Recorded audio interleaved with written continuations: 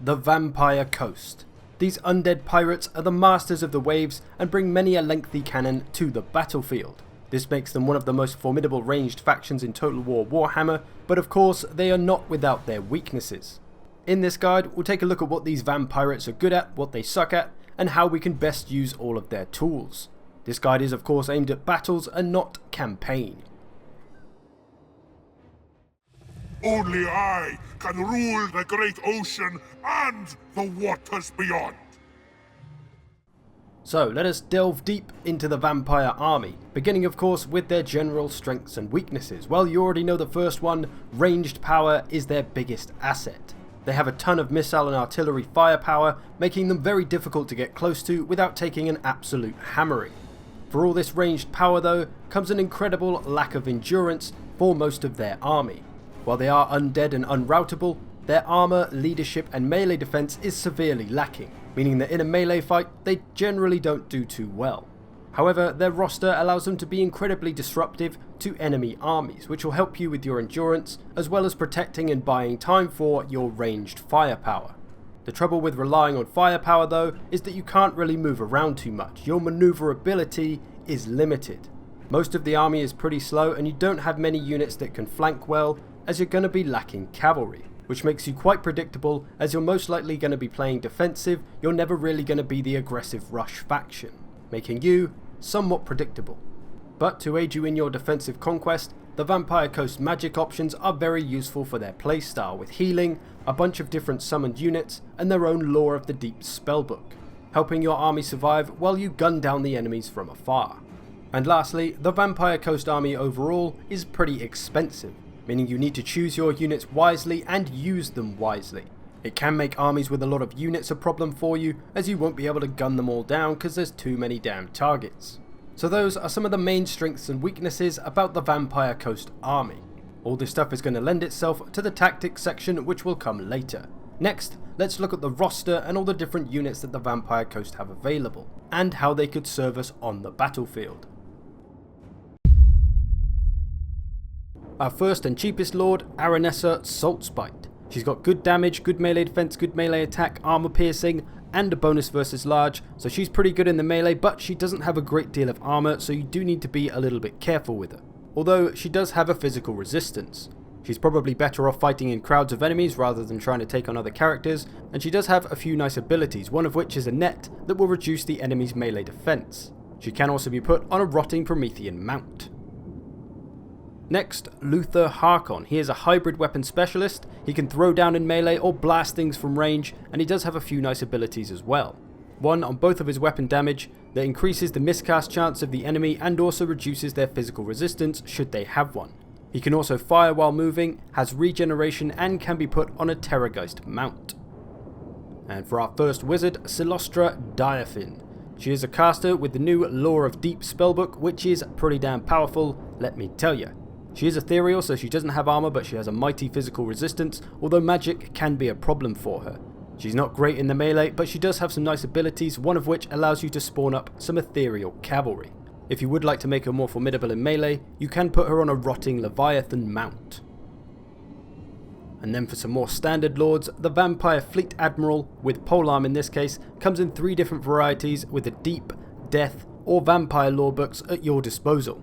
They're also not too bad in melee for a caster, with decent armor, decent melee defense, and a good amount of weapon strength with armor piercing and a bonus versus large, so going to be good at taking on those large lords and still allowing you to bring the magic. And then we have the Vampire Fleet Admiral with a pistol. They still have the 3 different varieties with the different lore books, but it's probably capable of more damage output than the other Fleet Admiral, as it has that ranged attack which is armor piercing. It has quite a lot of weapon strength in melee, but it's not armor piercing. It has more melee attack than the other Fleet Admiral, but less melee defense. So going to be more about the offense is this one. Both Fleet Admiral types can be put on rotting Promethean mounts. And our last legendary lord, the big man himself, Count Noctilus. He's got a lot of armor and melee defense, and a nice bit of weapon strength with armor piercing and a bonus versus large. For his magic, he's got a mixture of spells including Pit of Shades, Invocation of Nehek, and the Wind of Death, amongst others. He also has regeneration, so he can be a bit of a bastard to kill.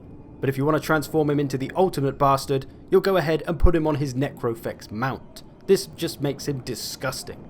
It's quite pleasing. Heroes, our first one being the Gunnery Wight. He's not fantastic in melee, but he's got a nasty little ranged attack which is armor piercing, with a decent amount of range. His deal though is that he can buff up the power of your ranged units, making them even stronger. A good one to bring along if you bring a missile heavy army, which you'll probably find yourself doing a lot. If you need something more spooky though, then go for a Morngul Haunter. They are anti-infantry, armor piercing, bonus versus infantry, regenerating, stalking, terror causing, speed slowing, piece of work. They don't have a great deal of armor or melee defense though, so they may work best mixed in with some other units. A nasty little surprise though, especially if you make good use of Stalk and Vanguard deployment. And lastly, we've got 3 different kinds of Vampire Fleet Captain, again with the 3 different laws of magic, the same ones as before. They're not too bad in melee, but they don't have a great deal of armor.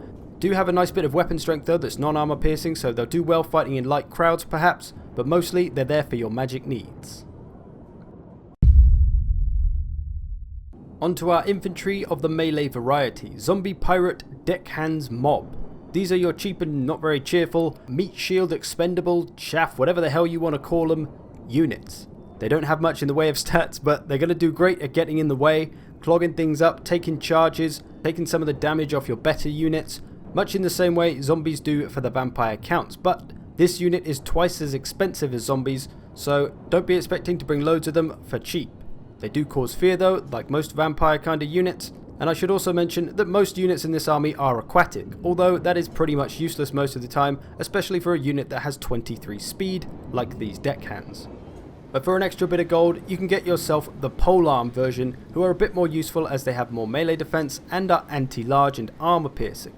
So again, they serve the same role as the previous unit, but they're a little bit more useful as they're anti-large and again can just get in the way, going to be more use against those factions with a lot more large units or more dangerous large units, just giving you that extra little bit of damage that could help wear down the enemy. And for our first Regiment of Renowned unit, the Tide of Skilled are just a regular deckhands mob with slightly improved stats, frenzy, and perfect vigor. How much use that really is, I'm not sure, but again a similar role to the previous 2 units.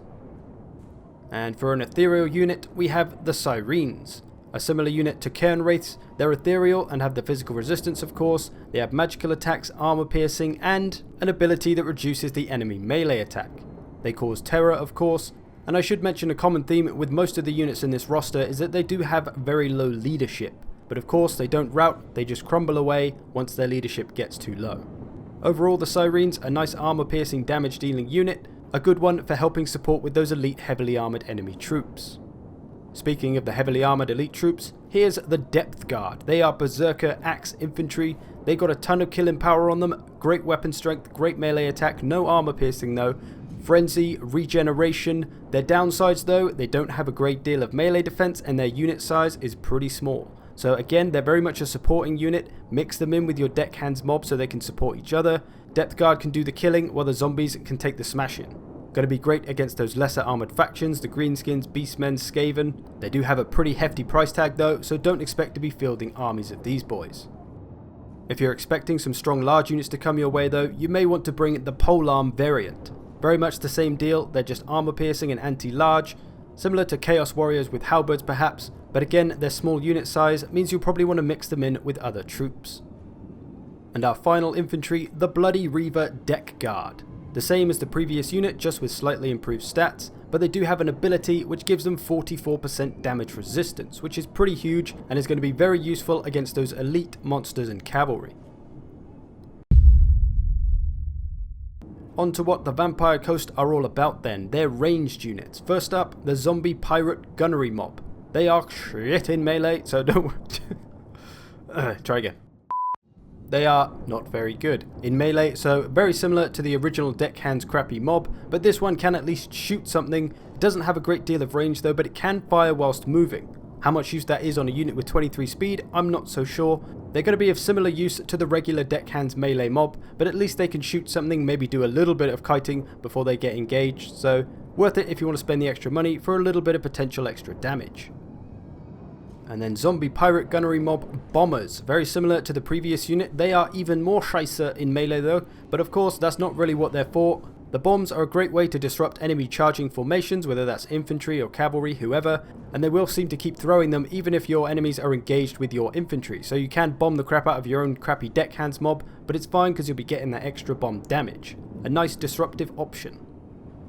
Now for a little bit more of a legit unit, zombie pirate gunnery mob with handguns. These are very similar to handgunners for the Empire. They've got a good amount of range with okay missile damage, but it is armor piercing, and I should also mention that all of these missile units have a trait which makes them more damaging with their first few shots of their ammunition. So all these units are going to be that little bit more powerful than their stats suggest on the first few shots of their weapon. Of course, this unit great for gunning down many things, mainly armored troops or large troops perhaps. Going to be very useful in many situations. And for the 4th time, zombie pirate gunnery mob, as if they couldn't think of any other names for their fucking units. These ones have hand cannons, literally. It's a giant cannon that they hold on their hands, doesn't have a great deal of range, but it does do a nice bit of damage. They're listed as anti-infantry, but I've actually found them myself to be a much better anti-large unit. Because they only have 90 range, it means they can't really do a lot of damage to infantry before it gets engaged, and then they get obstructed. So large units are a good target for this one, and if you haven't picked up on the reoccurring theme yet, they're not very good in melee. So like all these missile units, you've got to make sure you protect them. And to a unit now that I think are going to be pretty big in the multiplayer world, and a lot of people are going to like them, deck gunners. I'm going to go ahead and compare them to Ushabti with great bows, as they have 245 range, which is pretty huge, as well as a good bit of armor piercing missile damage, which comes with the shield breaker ability, reducing missile parry chance. So these boys can do a ton of damage to pretty much anything from a good way away. Heavily armored cavalry, heavily armored infantry, monsters, flying units, you name it, they can hammer away at it. A very versatile, very powerful unit. And now for another regiment of renown, the Black Spot are gunnery mob with handguns. Interestingly, they're kind of also an anti-large unit. Their melee stats are slightly improved but still not great, but they do have a charge defense, the bonus versus large, and armor piercing, so they may do okay defending themselves against light cavalry like mounted yeomen or Illyrian reavers, provided they can get a bit of missile fire on them first. Don't expect them to be taking down dragon princes anytime soon though. And our last unit, a regiment of renown again of the deck gunners. These are ethereal deck gunners, as you can see, no armor but the physical resistance, magic attacks, which is very nice on their ammo, and they also come with spooky bullets, which means they'll reduce the leadership of their target by quite a lot, which is going to be very powerful when coupled with the fear ability of most units, terror, any flanking that's going on. So these boys are going to be great at doing everything the normal deck gunners can do, and they're also going to be very supportive, using their leadership debuff to help your units win their fights so they can do some damage as the enemies rout away. And because they're ethereal, they'll probably survive that little bit better. So Shade Wraith, the even better deck gunners. Now for the monsters, starting off with some familiar faces. Felbats. These are just your regular old Felbats that you probably already know about and know how to use, great for disruption. Yeah. Scurvy Dogs, again, these are just the same as any other Warhound unit, great for eating missiles and chasing skirmisher cav and stuff, but they do have Vanguard deployment, which is always nice. Now for a new face, and what a pretty face it is indeed. The Bloated Corpse is a very unique unit in his own right. Long story short, he's a suicide bomber. You charge him in, he explodes and destroys pretty much any single unit. His stats are kind of irrelevant. Whatever unit he blows up is done for, pretty much. The trouble with him though is that he doesn't have much health, so arrows, missiles, artillery, magic spells could easily take him down. Factions that don't have missiles or have crappy missiles could be in trouble though. You could try hiding him in some trees, and you can even cast stalk spells on him to make him invisible, so maybe that could work. An interesting little unit, something very different. Now if you said to me, Zerk, look, I need more from this army. I need a part crab, part man, part cannon, part octopus, part fish, part corpse, part wooden legged unit, or I'm out of here. I'd say, whoa, hold up. Animated Hulks, my friend. They're an anti-infantry monster unit with a nice bit of weapon strength, which is armor piercing. Their troubles though are that they have little melee defense and little armor, so they really need support of some expendable units around them just to take some of the damage off them, otherwise they go down pretty quick. Similar to Croxagors perhaps, just less tanky. They perhaps benefit greatly from a buff that boosts their melee attack and melee defense to make them a little more useful. In a similar vein, you have Mourngols, and these I think are the closest thing you have to a cavalry. They're a little bit quicker than most of the other monsters. They're armor piercing, they've got a bonus versus infantry, they have stalk, they have regeneration, so they've got some nice things going on. They cause terror as well. But much like the animated hulks, they have the same problems: low armor, low melee defense. They're going to take damage pretty quickly unless they're supported by other units. I think where their strength really lies though is in the fact that they have Stalk and Vanguard deployment, so they can be a really sneaky unit, great for ambushes, or even just defending your flanks or something. The enemy won't know they're there until they get pretty close, so they could be a nice little surprise to boost your defenses. And now for a spooky raw unit in the Night Terrors, who are just fancy Mongols. They're pretty much just buffed in their stats, but quite significantly. They've got a nice amount of leadership, even more weapon strength, some melee defense, a nice bit of extra melee attack, but they do go into rampage, so you do have to be a little bit more careful with their positioning. Should be pretty good at smashing some elite infantry, especially if it's a cheeky surprise. Crabs. I've got crabs for you. Rotting Prometheans are basically crabs that are very tanky, lots of armor, lots of melee defense, a great holding unit. They can dish out a bit of damage as well with armor piercing weapon strength, which is pretty high. Overall, a great unit for holding the front line. Mix them in with some zombies, they can help that front line stay steady so that your missile units behind don't get absolutely smashed.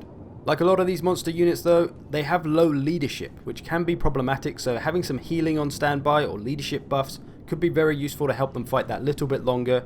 And like I keep mentioning, mix them in with other troops to help take the damage pressure off them. Onto some flying beasts with deck droppers. They're a flying pistol cavalry with a nice bit of missile damage, but there isn't a great deal of them in the unit. They're also pretty rubbish in melee, so you don't want to get them into any kind of melee fight. Maybe they could take down an artillery if they're lucky. Good for harassing and maybe whittling down some lightly armoured units, but do be wary of missiles because their lack of armour will get them dropped quick. And then we've got the bomber version of the deck droppers. Very much the same unit, but of course they drop bombs, so a lot more disruption from all the explosions, which is great for breaking up formations of units and making a bit of a mess of them. Maybe okay at stopping charges. Going to want to target those lighter units though, as their bombs aren't that powerful. And then we've got deck droppers with handguns. These are a bit more useful. They've got a good amount more range, a nice bit of missile damage, which is armor piercing. So again, going to be a great harassing unit, able to stay out the way in the air, provided they can avoid missiles. They'll be able to whittle down some heavily armored cavalry or monsters. So a typical sort of skirmish cav, except they're in the air. And the last variant is the Regiment of Renown version, the Salt Lord Scuttlers. They're the bomber version of the deck droppers, and they have armor sundering and armor piercing on their bombs. So going to be a great support unit against those elite infantries perhaps, but still very much the same role as the other deck droppers. Crabs again, this time Rotting Promethean Gunnery Mob.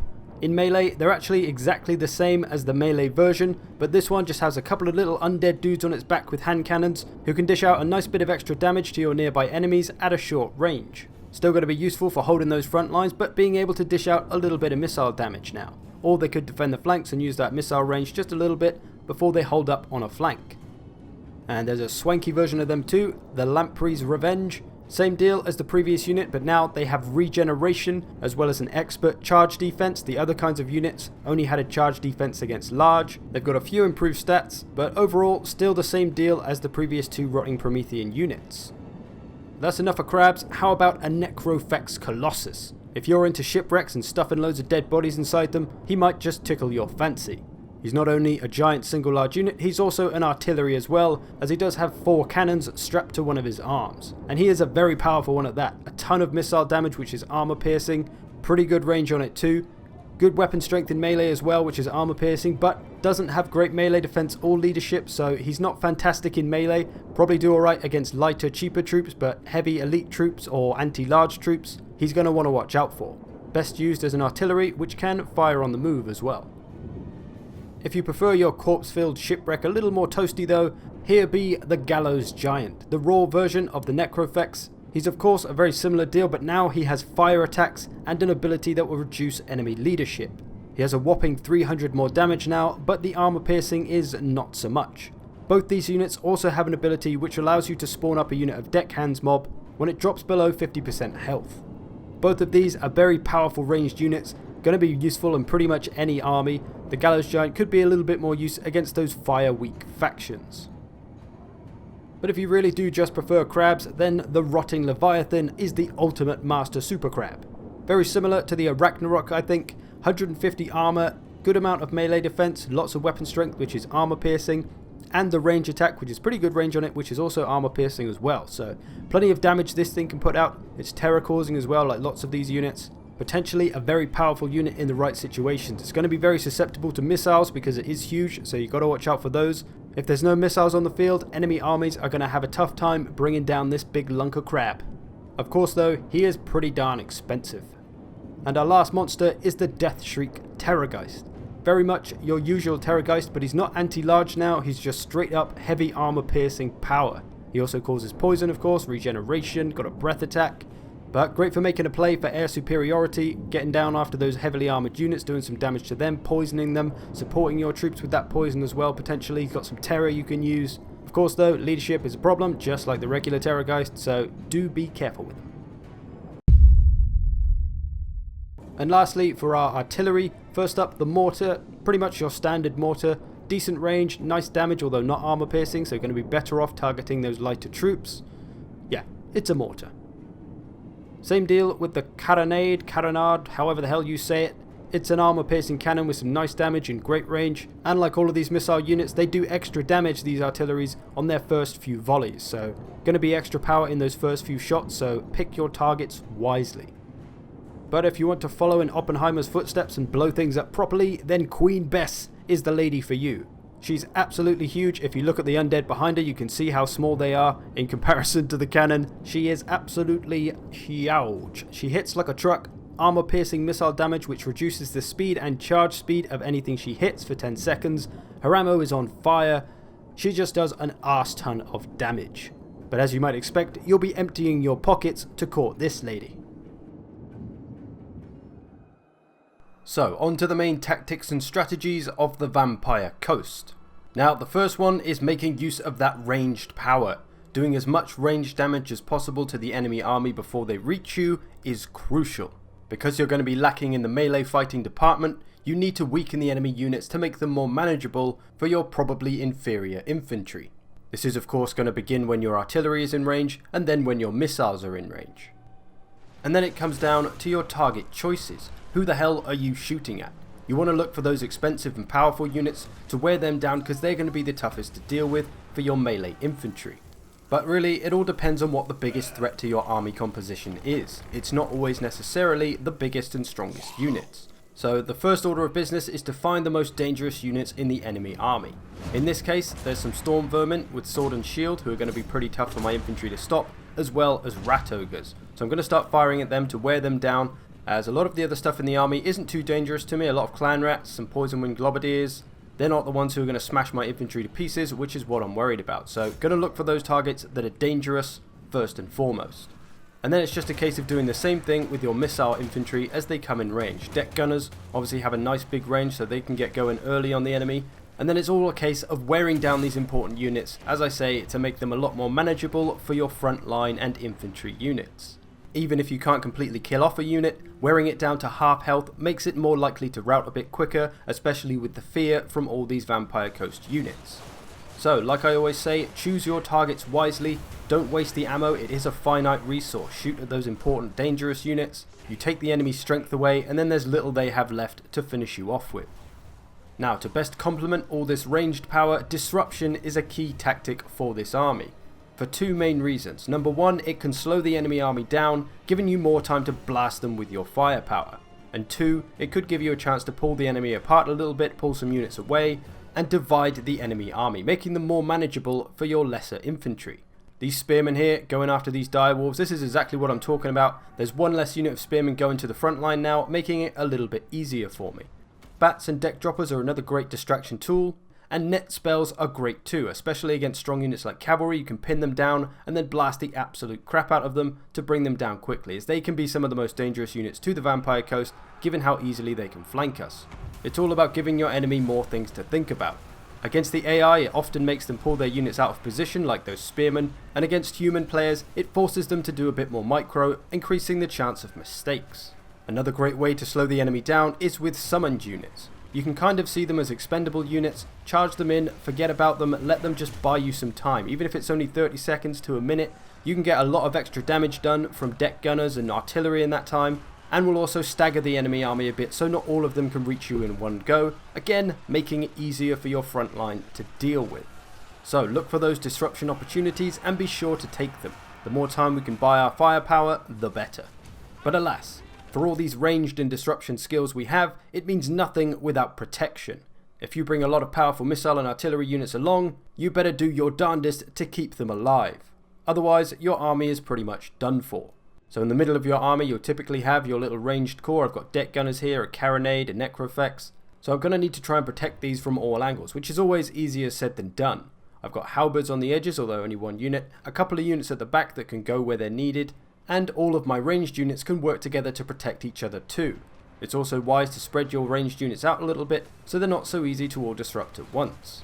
And then if something disrupts your safe place, you can turn to target that with a few units and try and get rid of them as quickly as possible so you can resume blasting the enemy down with your ranged power.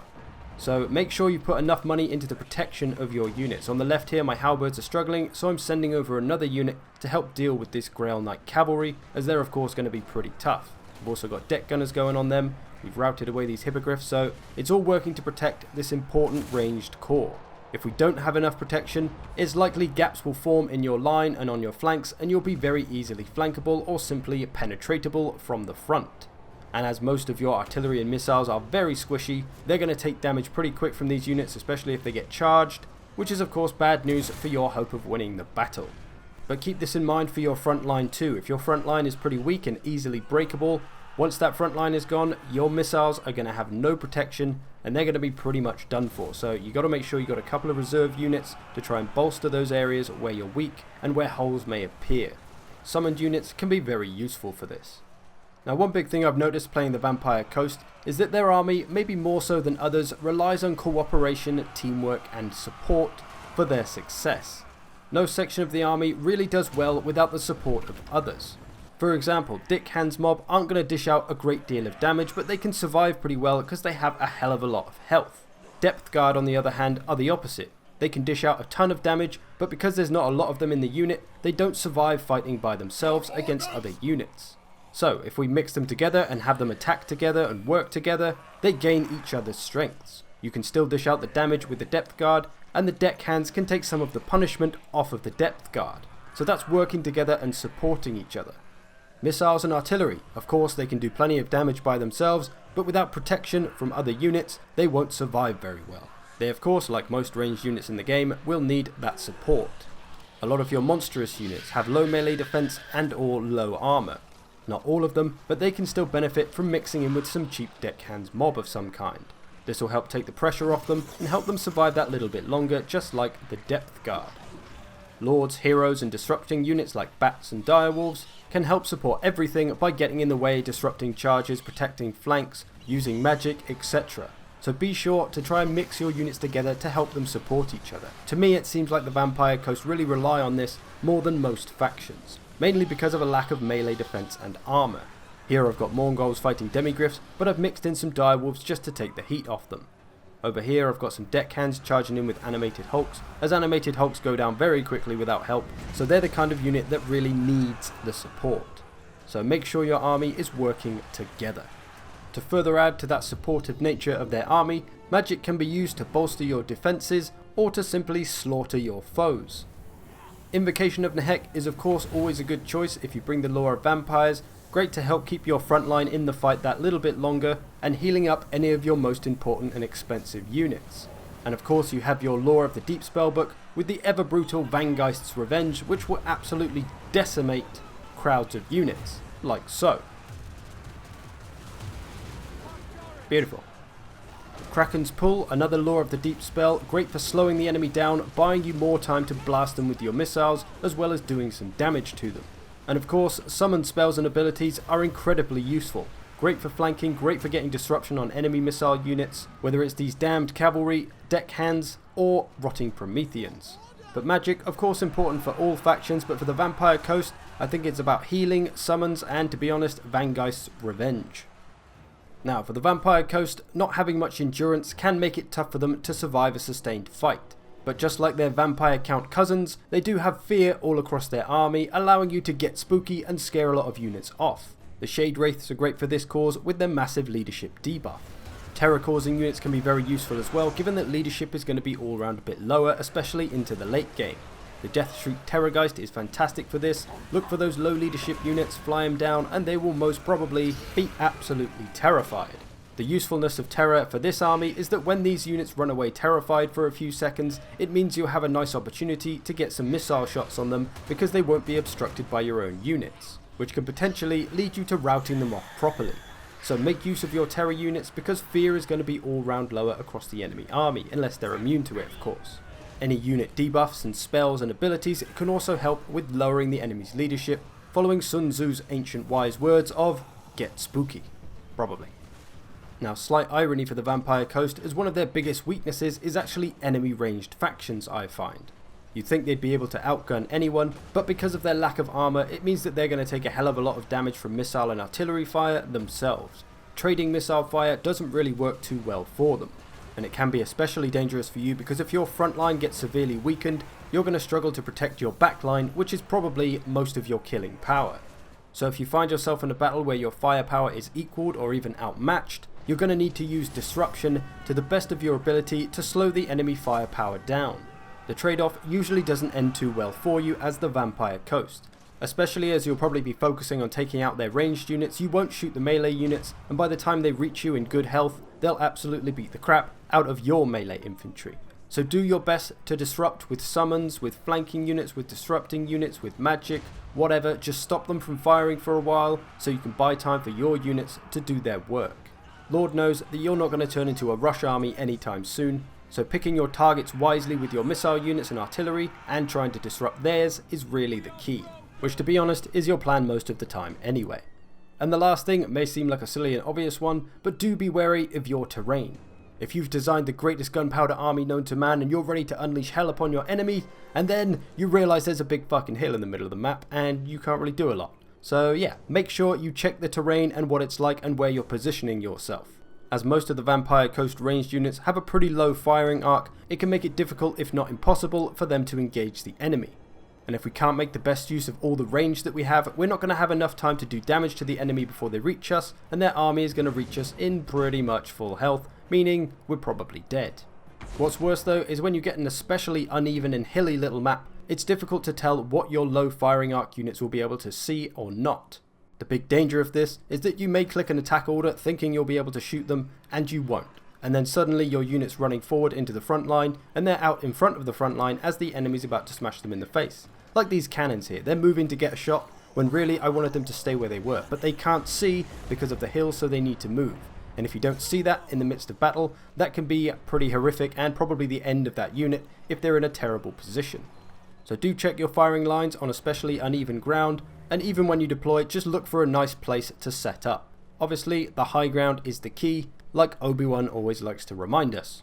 So those are the main points on the Vampire Coast and their playstyle. Remember them, use them, wield them, destroy with them.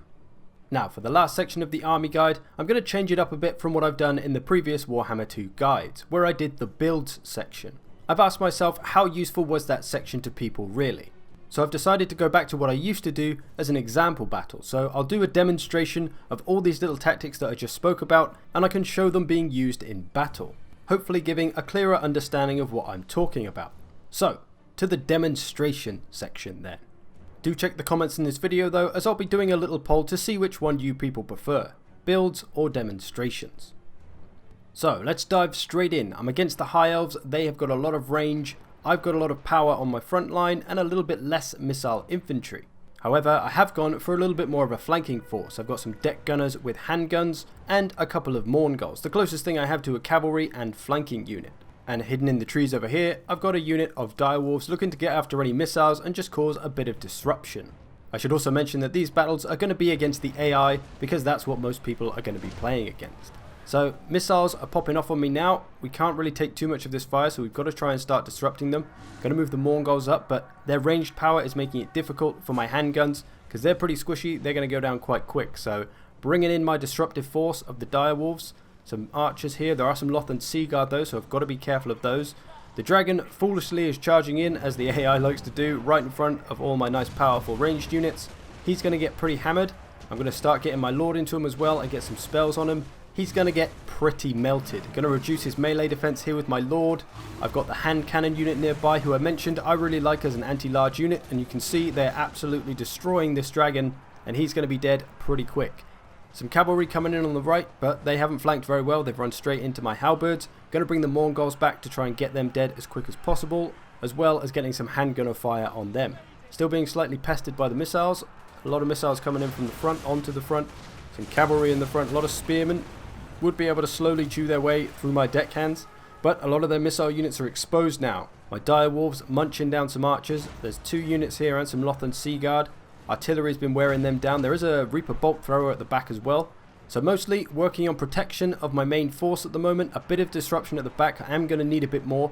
These handgunners aren't going to be great for that, so I need to kind of be careful with them and use them wisely. No point charging them in, trying to put them in a one-on-one with an archer unit, because they'll probably lose. There are some sword masters here who I need to deal with. Very dangerous and powerful infantry, of course. I'll get my Mongols on them in a minute. I do have depth guard fighting them, so they're taking a fair amount of damage. I am shooting them as well. And a few times in this battle, I'm using healing on some of this front line to help keep them alive too. My deck gunners and artillery have been wearing down the enemy missiles. The Warhounds have come over now. Going to start to tie them up. Focus firing down enemy missile units is always a good call with deck gunners and artillery. That'll get rid of them pretty quick. Most enemy missile units won't be able to handle that for too long. And while this has been a little bit of a missile trade-off, which is not ideal for us, we have managed to win it now. We've routed a lot of those archer units away. Still one on the right there. So now that the missiles are out of the way, there's only really spearmen left, which is pretty easy to deal with. So there's an example of taking out some enemy ranged, using protection, using disruption, and outgunning this high elf army. Now to another example, this time with a much weaker front line. In that last one I had depth guard on there, now it's just deckhands. A lot of deck gunners, a couple of handgunners, one right at the back. I like to use handgunners to protect all my other missiles, so if something flies in, they can start blasting it no matter what it is. They're kind of just waiting for that to happen. I've also got a bunch of artillery in here, and I do have 1 unit of polearm depth guard for all my elite anti-large knees. Now the enemy has a lot of infantry that will beat the crap out of our crappy infantry. Even bleak swords will do that job well enough. There's some dread spears in there to take care of any large we have, and some armor piercing missiles. Cavalry on both flanks, 4 units of those, so they could be pretty problematic for us. A Reaper bolt thrower at the back, but they're a little bit distracted. So yeah, a fairly balanced army coming for us from the Dark Elves. Got to watch the flanks especially. These 2 are the biggest threat. These are the ones I want to start shooting at with my artillery and my missiles. The next biggest threat, there's some blackguard in there, of course, always dangerous. And then maybe the armor piercing missiles, because they're armor piercing, they do a lot of damage fairly quickly. Now against the AI, it's fairly easy to separate them from their precious artillery and take it out. They don't protect it very well, so that's easy pickings there. I've got my deck gunners pointing out towards the flank, so anything that comes into range will be blasted. In this case, of course, it's going to be cavalry. Bringing over an extra unit of halberds to bolster this side from that flanking force. Just going to buy us more time to blast them with the deck gunners. Same thing over here. I've managed to make these cold ones lose control. They're going to charge towards my halberds, which is perfect for us. My Necrofex has been helping out with them as well, so doing well to deal with these flanking forces, protecting my units, using my ranged power. And now I'm going to bring in a little bit of disruption with these Rotting Prometheans. A good holding unit. Going to charge them in, suicide them into all that front line of the enemy, just to get them to hold them there that little bit longer, so we can blast them that little bit longer. Send in some troops over to help on the left, and we're still slowly whittling down the right. Rotting Prometheans are in there. Going to start to get some artillery and missile fire, especially on those Blackguard of Nagarond. Although those damn handgunners are obstructed, which is annoying. But still, this cavalry is coming right around the back of us, so I'm going to use my Sirens here. A unit that's not really a support unit by any means, but I'm going to use it for that here, just to protect my flank a little better. Going to start getting these handgunners to blast away at these things.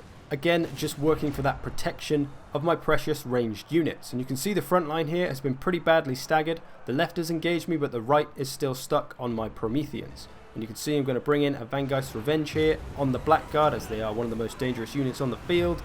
And this is going to do a nice bit of damage to the 3 or 4 units in this vicinity. And that is of course going to make life a lot easier for our front line to deal with those units, especially when the fear is involved. My direwolves munching down some archers, just disrupting those, stopping them from firing. So yeah, overall we've repelled most of their threats. Their flanking forces have been stopped from getting behind us. We've blasted them enough with missiles. Now we've just got to deal with some of the weaker infantry on the front line, which shouldn't be too bad, as it's bleak swords and dread spears, and they're fairly beaten down now from the spells and those Rotting Prometheans holding them in place. Direwolf still at the back disrupting the missiles, hopefully for long enough so we can get something chasing them down. I've got 2 units on the right not being used. I'm going to start to move them forward to chase down some of these missiles. Again, they might not catch them because they're quite slow, but they can chase them away and stop them firing while we kill the rest of their army. So again, a lot of those points I was talking about, using the range damage, disruption, protection, supporting each area of the army, all together, working together, teamwork. That Vangeist's Revenge, very useful for taking down that elite blackguard. We've got some flanking going off on the left with my depth guard. So we've got the Dark Elves pretty much done for here. And for the last battle is a pretty tough situation for the Vampire Coast, facing armies that can bring a lot of units. I've got a fairly well supported front line, a lot of ranged units of course. I've got a Terrorgeist in this one. I'm going to be looking to use Fear a lot because this is a low leadership faction. This can be very useful. I've got Rotting Leviathan over there for the Terror as well. So yeah, this sort of setup can be a problem for you because there's so many units. This is a full stack of 20 greenskin units coming at me. As our units are quite expensive, we can't afford to bring or match that, so we've really got to do some work here to survive this. There's a lot of cavalry coming around both flanks. Gonna have to try and use as much fear and terror as I can against this low leadership faction. As you can see, I've got the Shade Wraiths here, great for reducing that leadership. This is going to help a lot against these kind of factions, the Greenskins, the Beastmen, the Skaven, Norska. And I just did spawn up a unit to throw into that front line to slow it down, but it just got foot of Gorked straight away, so that's kind of ruined that plan. But I'm using my Terrorgeist here to slow down this cavalry, just going to draw some attention. It should be fine fighting those. Going to do the same with my Leviathan on this side, just trying to deter that cavalry from attacking me straight away. I've only got one unit of spears on each side, so it's not going to be easy to deter. I've done a fair bit of damage to their front line with all my missiles. These are only Orc boys, so their leadership isn't going to be great. You can see there's some wavering on there already. We're holding things well enough for now, but holes are going to form and there is a lot of units to try and stop. Against a player, it would probably be pretty easy for them to get behind us and destroy this, but against the AI, it's a little more doable. I'm going to try and tie up some of the units here.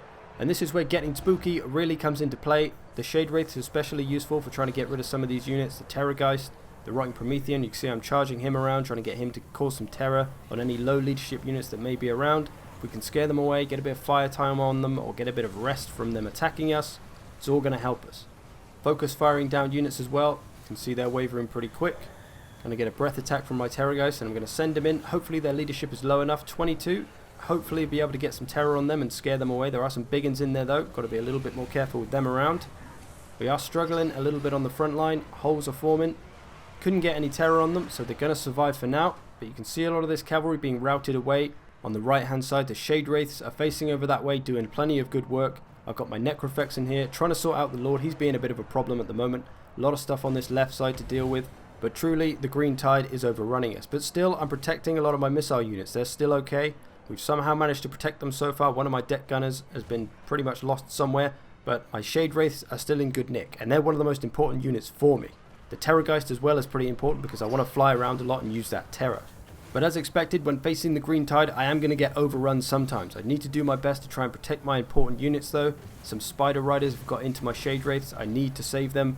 In comes the Terrorgeist, going to save the day with his terror. We'll spook those dirty spiders away, protecting our Shade Wraiths. Pretty much no front line left at this point. We are holding them up with a few bits and bobs. Charging around my Prometheans again, trying to save some missiles, some handgunners there. And little groups like this are very important to watch out for. If you see a bunch of low leadership units grouped up, especially when they're heavily battered, terror and fear are going to be the key here. This whole group is going to get scared away by a little charge from my Rotting Prometheans and my Terrorgeist. And lo and behold, we are just able to hold on in this one, making good use of that leadership debuff of the Shade Wraiths and also the terror of the Rotting Promethean and the Terrorgeist. Those two things have been the key here, so a little bit of a different playstyle from the other two battles perhaps, but it's somewhat necessary against these low leadership factions who usually bring huge armies, causing you lots of problems. So there's a few different ideas on the way you can use the Vampire Coast. They're all kind of similar of course, they're all revolving around that ranged power and the protection of those units. And of course in this one I decided to sit up on the hill and rain down on them, making it a little bit harder for them to flank me, which also factored in to my victory in this battle. So there's a few demonstration battles. Let me know what you think. Do you prefer builds? Do you prefer this, me showing you how the tactics work? Does this help at all? Let me know in the comments. I'll have a little pinned poll at the top. So there you have your Vampire Coast army guide. Hopefully this helps you wield them better in battle and understand what they're supposed to be doing. I hope you've enjoyed this, I thank you for watching, but before I see you in the future, do stick around a little bit longer for a quick sponsor message and info on your chance to win a sweet prize. So, a community-driven company called Massdrop approached me with the PC37X, a headset which they created together with tech giant Sennheiser. It's built on feedback from a community of gamers, so addresses the core needs. Great quality, accurate directional audio, a clear microphone, easy controls and comfort, topping it off with a clean matte black style. They sent me a pair to try out, and honestly, I was skeptical.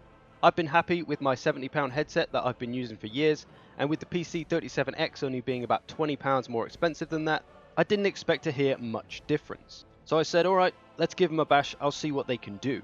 And I can confidently say after weeks of using them, this is now my headset of choice. As someone who plays a lot of shooters, I understand that sound is of huge importance, and more so, the location and direction in which sounds are coming from. And these are fantastic for helping me pinpoint the direction in which an enemy is coming at me from. And these headphones actually work by a combination of angled drivers and the open back design, so they have no need for any kind of simulated surround sound, which I personally found definitely gives better locational audio accuracy in games than my previous virtual 7.1 surround sound headset. And the audio volume is easily adjustable on the fly with a simple control wheel on the right earpiece. And when it comes to communication in games, the mic is noise cancelling and is very clear, as you can hear me speaking on it now, and is easily mutable by simply flicking the mic arm up. Other than that, it's very comfy even if you got a big old head like me, and has velvet ear pads so it still stays comfy even after hours of use. It has a wealth of 5-star reviews, so has gone down a treat with the Mastrop community. It's also based on Sennheiser's top headset, so you know you can't really go wrong. So yeah, if you're in the market for a new headset, do check this bad boy out. I'll slap a link in the description, and if you'd like to be in with a chance of winning one, keep your eye on my Discord for details. Unless you're watching this after about February 2019, then it's probably over.